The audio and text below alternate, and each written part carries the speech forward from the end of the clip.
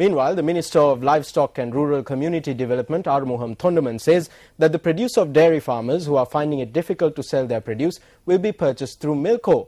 Now, notwithstanding this, dairy farmers in Nuwara were unable to sell their produce today as well.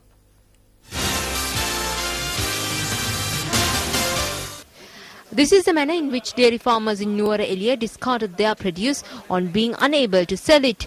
The farmers charged that although the government intervened to help raise milk production in the country, it has not formulated a mechanism to purchase the produce. Our milk is not collected by the lorries.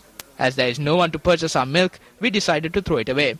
We tried selling it at 30 rupees, but still couldn't.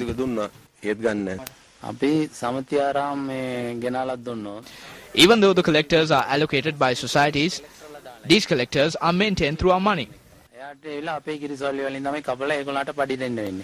Addressing a media briefing today, Minister of Livestock and Rural Community Development, Thondaman, focused on the issue. I don't know why they did that. They could have easily come and spoken, because I was in Hatton till day before yesterday.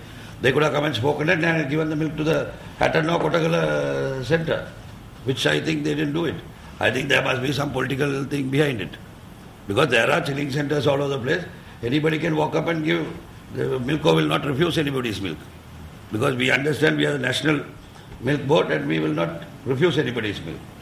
So through the media, I would like to tell the public, anybody who has milk, please come through a farmer society, we will take it. There is no problem. So if anybody says the Milko is not collecting, that is wrong.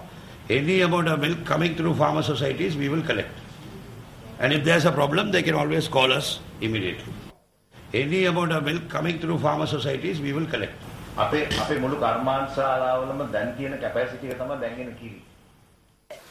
factories are at capacity level.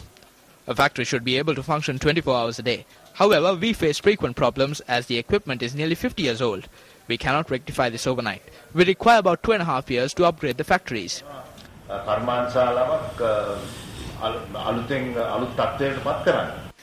The 2011 policy statement of the Ministry of Livestock and Rural Community Development stated that it hoped to make the country self-sufficient in milk by 2015.